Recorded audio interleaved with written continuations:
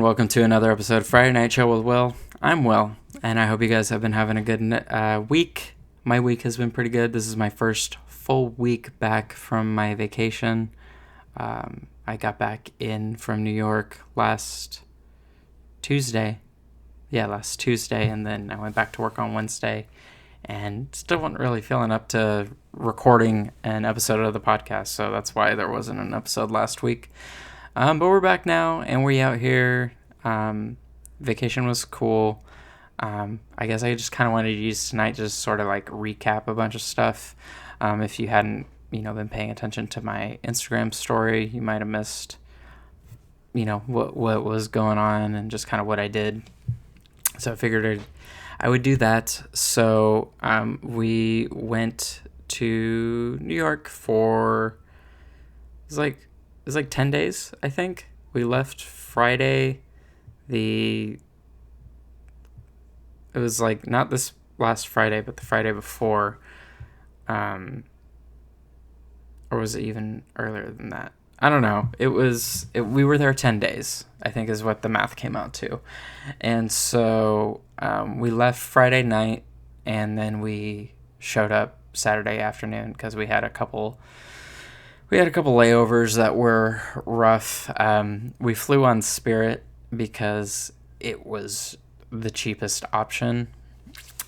Was very much reminded of why I don't like flying.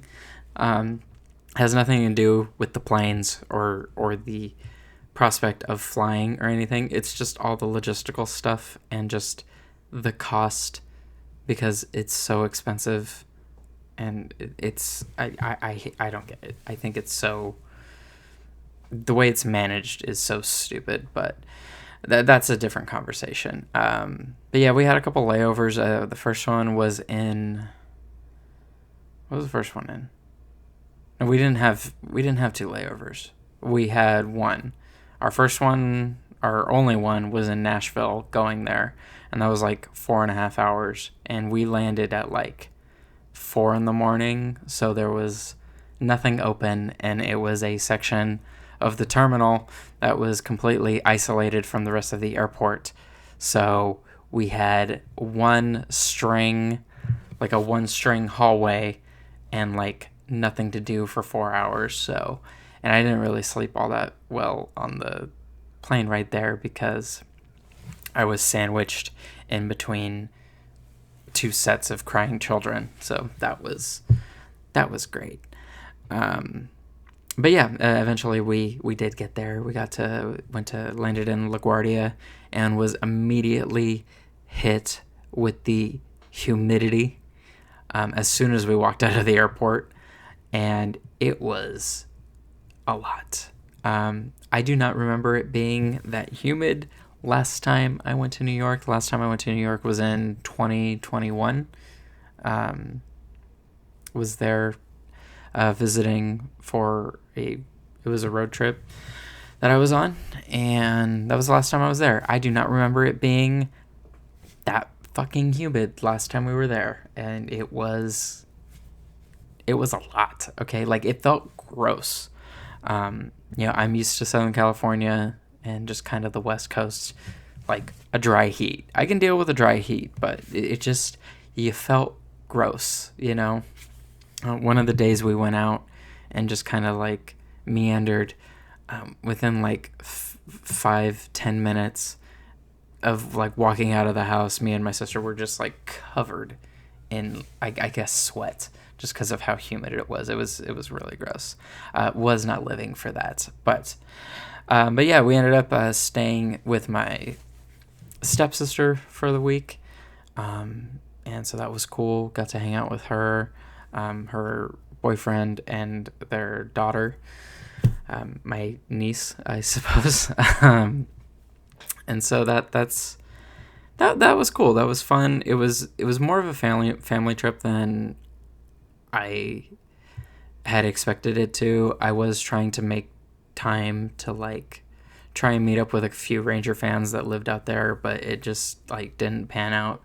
Just with the way scheduling worked, and we were trying to do like a bunch of family stuff because my stepdad was flying over as well, And so, we were trying to just kind of do all of that family stuff. And so I would have liked to have done more, maybe queer centric things, some gay things, but ultimately those just kind of didn't pan out. But it's fine. That's just, I think I would more so want to do stuff like that on like a solo trip or something. So maybe that can be a plan for next year or something like that. I don't know. Or maybe somewhere else. I don't know. But it was fun. We had a good time. This is my this is my stepdad's family that we were staying with. So the only person I had any sort of like biological relation to was my sister. And it was, for me, the whole experience was just kind of interesting because, and I felt this similar way back in 2021, because 2021 was the first time I had met my stepdad's side of the family. I had only hear about them in passing, or like talk to them in passing, like on the phone or something, but we hadn't actually met pretty much my entire childhood, because they mostly stayed to the East Coast and just things that were closer to there, and they never really made their way out to the West Coast very often. And the same was said for us here in California. Like I've mentioned, like I think the first time I went to the East Coast was in 2020. That was the first time I had ever flew like further than I think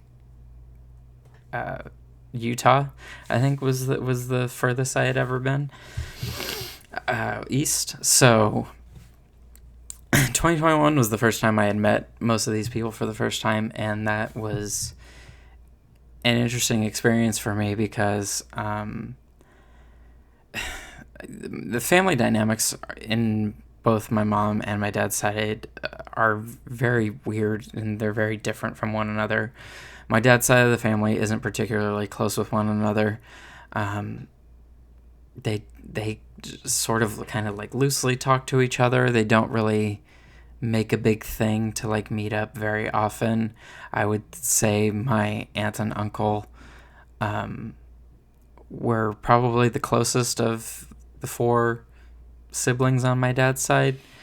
But other than that, they didn't really, there wasn't that closeness. There never really was.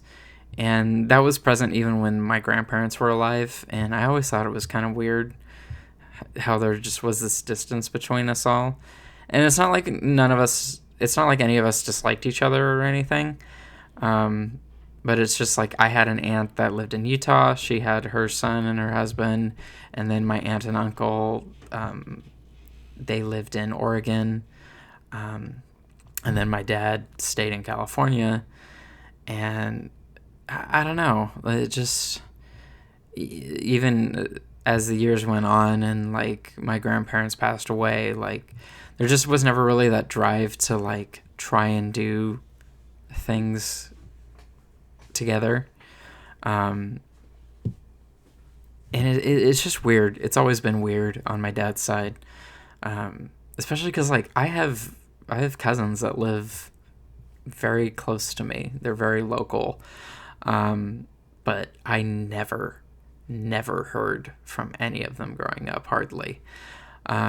Also, there's a factor is I'm the youngest cousin on my dad's side of the family. All my other cousins are like probably like 5 to 10 years older than me. So they are at very different points in their lives, clearly. And so there was always this bit of a disconnect. I do remember like having fun moments with like my cousin Steve. I think I was the one who introduced, I think, wrestling, like WWE wrestling, to him. And so like that was kind of our bonding thing as kids. Like I can remember like moments like that, not very vividly, but I do remember that happening. And so I remember like good times, but it was just, there was never that closeness, you know? And then my mom's side of the family was sort of the opposite, where sometimes there could be that closeness, but it was in kind of a way where everyone was just always trying to be in each other's business. And so it was like two completely opposite dynamics from one another. You had my dad's side of the family where they all just kind of like minded their own business and did their own thing. And then you have my mom's side, which just kind of wouldn't leave each other alone. And that would kind of lead to a lot of moments where things would boil over and stuff. But, you know, I do remember, I do have a lot more vivid memories on my mom's side of the family. It also helps that my mom's side of the family is significantly larger. She has 6 siblings, so there were a lot more cousins and definitely a lot more in my age range. So that definitely helped a lot more. So, but what was interesting about this trip is sort of, I guess, sort of reconciling my idea of what a family dynamic is supposed to look like. Because in 2021, when I met my stepdad's side of the family, there was no question on whether or not I was a part of the family, if that makes any sense. Because I think before we got there, I can remember moments where I was like, oh, wow, this might be kind of weird. We've gone, because my stepdad and my mom have been married for over 20 years, and they were dating a few years before they got married. And so, you know, I've known about these people for a long time, but I've never met them. And so a few years back, there was just a lot of thoughts where I was just like, man, this is gonna be kind of weird. I'm not gonna try and make it weird. I'm just gonna, you know, try and be normal and just, you know, be friendly and whatever. And like the weirdest, not weird in a bad way, but it's just like, I guess like the weirdest moment that stands out to me is, you know, because we stayed at my stepsister's the last time as well.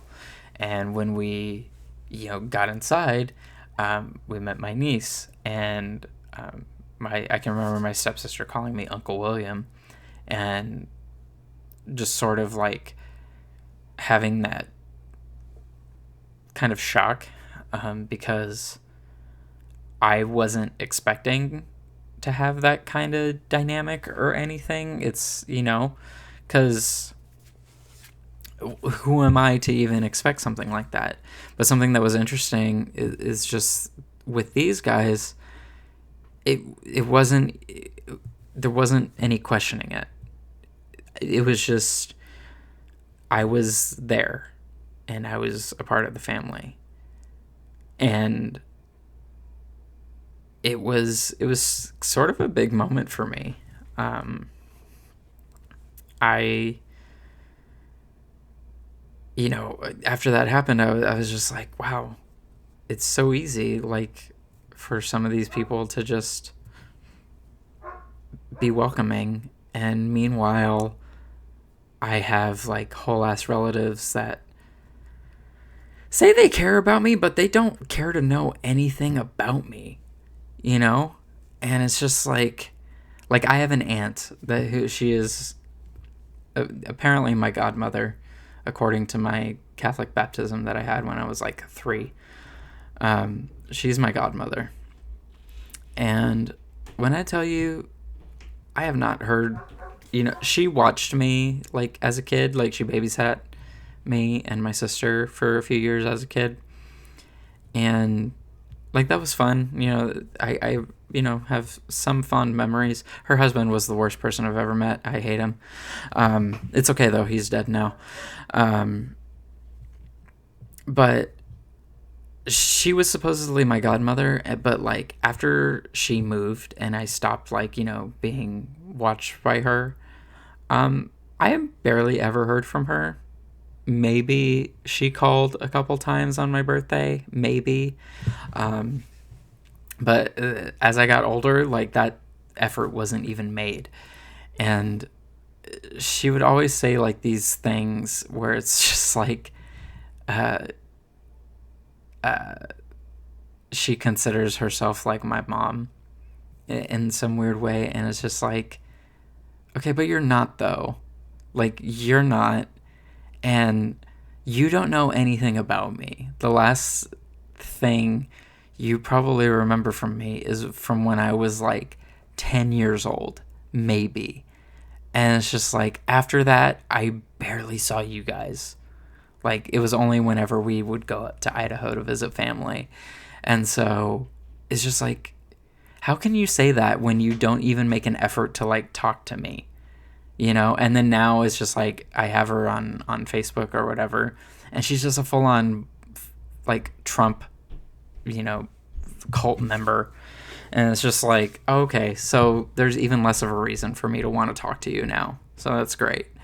And it's just, I don't get it. I don't get how people can be like that, where they're like, oh yeah, I care about this person so much, but I never fucking talk to them.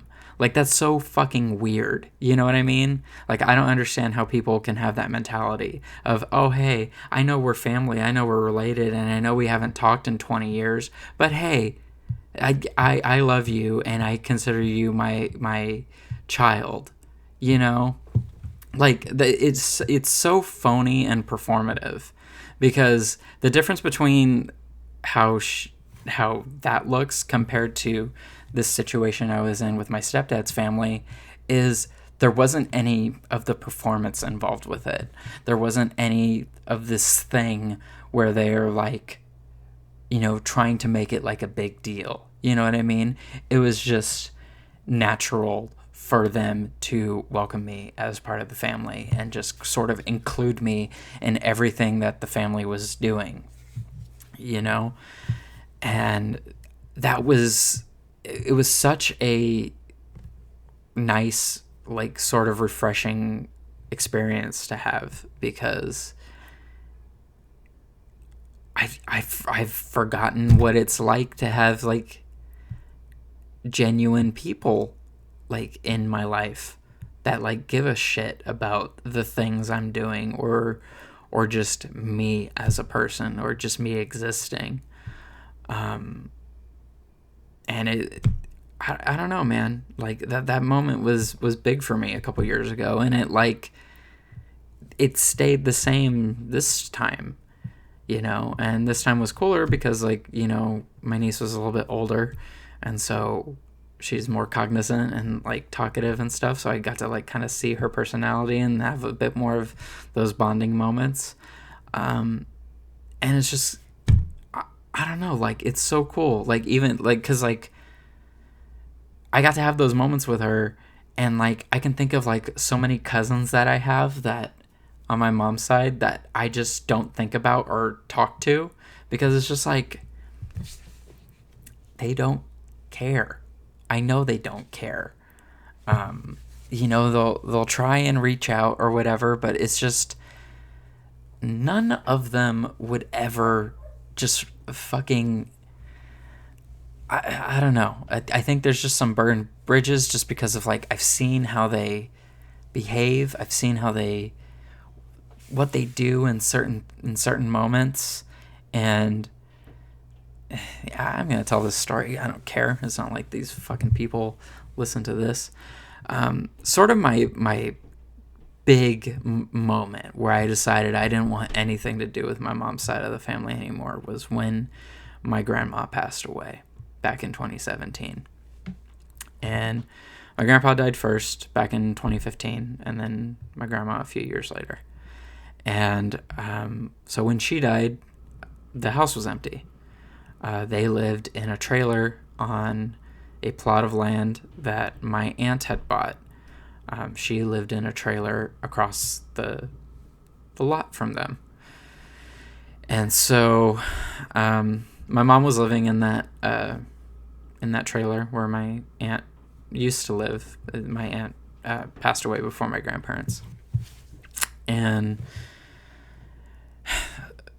So I go to the funeral because I wasn't able to make my grandpa's funeral, but I was able to make it for my grandma's funeral. And when I got there, they told me, "Hey, you're going to be one of the casket bearers at the graveyard." And I was like, "Oh, okay." Um, I feel like I should have known about this before I landed, but okay, I guess that's something I'm doing today. And that was weird to me because when it came to like family functions and stuff growing up and like weddings and like baptisms and like things like that, me and my sister were never included, hardly ever, in any of those things. Except I think I was in my cousin's wedding, and then my sister was in my aunt's wedding. But other than that, no one else ever asked us to be a part of anything.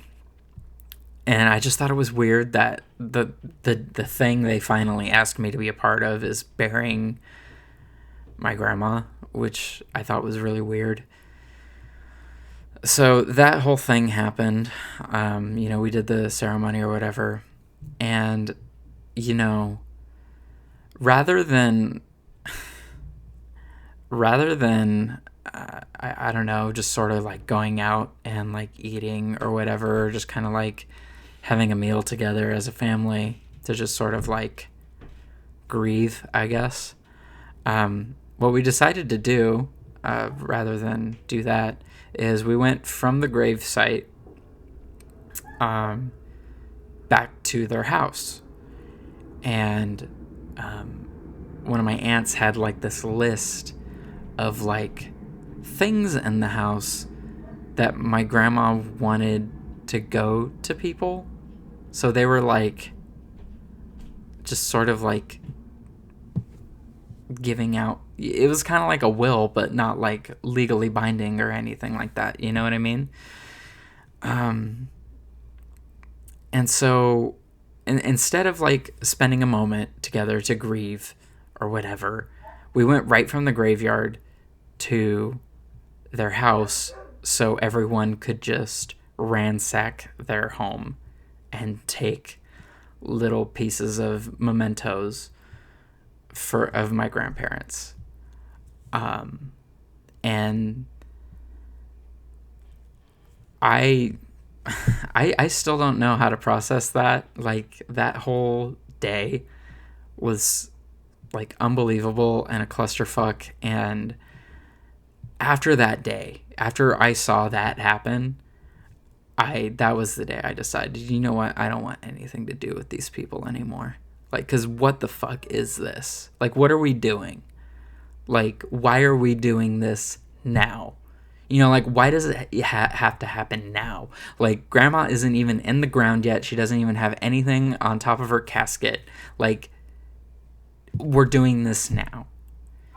And I was just in such disbelief over the whole situation. And it's just like, it was also one of those things where it was just like, you could tell my aunt, who, this is an aunt that married into the family, so she wasn't one of the children. You could tell that like she manipulated my grandma into like distributing all of the things in the house, so that way like their kids would get, I guess, bigger things. You know what I mean? And it's just like, what is that? It's so weird. Like, I have, I think, 3 or 4 things, I think, is what I ended up getting. Because I think ultimately I just ended up just kind of getting whatever looked interesting. And because I didn't really want anything. You know what I mean? I didn't fly up there so I could be like, oh yeah, let me ransack grandpa and grandma's house so I can get whatever. And I was like, that wasn't part of the plan. So I ended up getting one of my grandpa's rings. I wear it occasionally. and then a couple mementos. There's like this, it's like this Catholic thing. It's like made of seashells, and it has like a prayer written out in Portuguese, and then this little like key ring holder that has the Azores Islands, which is where my mom's family is from. And like I also think like a crocheted blanket that my grandma made. I can't remember if I had that already though. And it's just like, yeah, after that day, I was just like, I want nothing to do with any of these fucking people ever again. Like, this is the dumbest thing I've ever seen, and this is like the most disrespectful thing I've ever seen. And so to go from that, to go from that to my stepdad's family was just sort of jarring, and it was jarring in a good way, because like everyone clearly cares about each other and was enjoying spending time with one another. And that was sort of the big thing I noticed. And there wasn't really any conflict or butting heads or anything like that. There wasn't. It's just because like we weren't there to cause trouble or anything. We're all there to have fun. We're all there to have a good time. There wasn't any issues. You know what I mean? So I don't know. I learned I had to reconcile a lot with like my perception of family, like after that first time, and even more after this last trip, because it was just unbelievable to me, just the difference, and just the ability to be welcoming. And I only hope that maybe in the future I can feel that same way, because the thing is just like familial relationships, like the ones with my mom and with my dad's side of the family, those have affected like my relationships. Like when I date people or whatever, like the last ex I had was Mexican, and so their family was very close, and they were so welcoming to me. They were so welcoming to me. And, I still see them on occasion because my sister has a job because of them. And they're friendly. There's nothing weird happening. But I can remember just feeling awkward because I didn't know what it was like to be sort of embraced by a family. You know what I mean? And especially because like it was my boyfriend's family, you know what I mean? And so there was just no question about it. And they just welcomed me, and that happened again with my stepdad's family. And it's just wild to me that like I'm experiencing these things from what are on paper strangers, you know what I mean? It's just wild to me. It just sort of, lets me know that, the people who are supposed to be in your life will always try and find a way to be in your life. And that's just sort of my general takeaway from this whole trip. We did a lot of cool stuff. I haven't really talked about exactly the things that we did on this trip, just sort of the sort of inner turmoil I was experiencing. It wasn't really turmoil, but it was just like, it was just disbelief. It was just nice. It was nice seeing these people. It was nice being a part of all the family stuff. I had my stepdad's dad wanted me to call him Grandpa. And it's just like, okay, cool. It was just an interesting time, and I'm really happy about it. And, I'm really grateful to have had that. Because, I don't know, after a certain point in your life, it's hard to know if you can ever have dynamics like that. And this trip sort of gave me that reassurance that I can still have that family dynamic that I kind of have been lacking in a lot of aspects. And it's just cool to know that that stuff is still attainable, and it's not completely, off the table. So, but yeah, other than that, other than all of that familial stuff, we had a few little activities we did. I got tickets to go see The Late Show, Stephen Colbert. That was super fun. That is a very we went on a week where the show was live. Did not know that was going to happen, but that show is run very efficiently. You get in at like 10:30. They're doing a quick warm up at 11. Some guy like comes out, and it was like I think it might be a different comedian every night. And he just tries to like warm up the crowd and stuff, and like tells you what to do, and tells you to make sure you're being big, even if you're just being heard, even if you're just reacting. You need to make sure it sounds good and looks good for TV. And so that was fun. I kind of wish the guest was a little bit more interesting. It was Adam Kinzinger, which is fine. He's one of the good ones from the January 6th committee, but I just kind of wish the guest was a little bit more interesting. But then again, we went the week of the RNC, so that's about what you could have expected. But yeah, that was that day. That was Monday. That was really one of the only times we went to Manhattan, if I'm honest. I think we went back for something else. I can't remember what we did.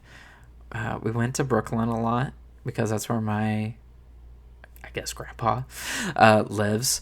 And so that's sort of my stepdad's old stomping grounds out there. Yeah, so there was a lot of exploration in that area, and over in Queens and Jamaica, that area. I don't know, a lot of cool stuff. I enjoy how sort of like close everything is to each other, and how walkable it is. Obviously, you have to take like the subway if you want to get to like, Manhattan or any of the other. What are they called? I don't even know what they're called. The boroughs, that's the word. But yeah, everything's very easily accessible out there, and I think that's really cool. LA is kind of getting there, but the metro is still everything's still pretty spread out, and the metro can only do so much. But yeah, a lot of good times, a lot of good food. My stepdad's side of the family is all Jamaican, so there was a lot of good food, and I'm very happy about that.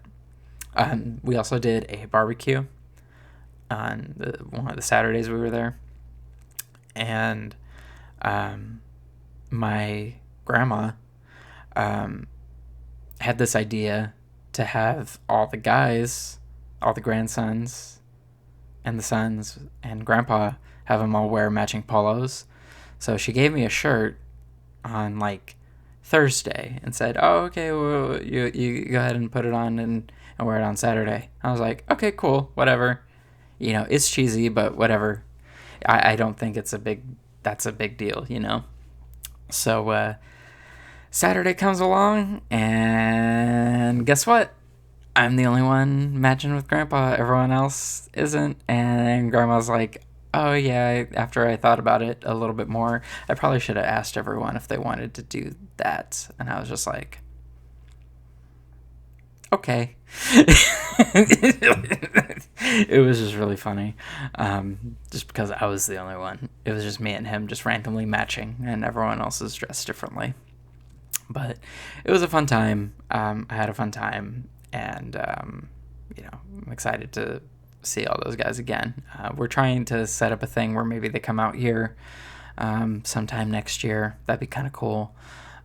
Showing them around here, because I think my stepsister came down here once a few years ago. It was like 10 years ago, actually, for Coachella, and then that was it. So it'd be cool to kind of show them around here. And yeah, I think that'd be a good time. But yeah, it was a great time. It's good to be back, and I thought I'd be like sort of like re-inspired upon coming back from my vacation, but I'm just kind of like whatever. But I am rested. I can't say that much. It was nice to just sort of disconnect, because I was trying to not pay too close of attention to the news. I was just loosely following with stuff, but it was just kind of nice taking that break and taking that time to just sort of enjoy my vacation, get away from everything, and not think about certain things. So, but we're back here now, and we're gonna keep season 2 rolling, baby. So that'll be it for tonight, you guys. Thank you so much for watching. If you enjoyed this episode and you are watching this on YouTube, go ahead and give it a thumbs up. I certainly would appreciate it. And if you're new to the channel, make sure you hit subscribe so you can see new episodes when they go up on Fridays. And if you're listening to this on Spotify, Apple Podcasts, or any of those other podcast hosts, please rate or review the podcast. I think Spotify also has a comment section now too. So if you're a Spotify listener and you'd like to leave a comment, that's a new comment section for me to check. So go ahead and leave one. I would love to hear back from you guys. And I think that will be it. So thank you so much for tuning in tonight, you guys. And I will see you next week for another Friday Night Chat.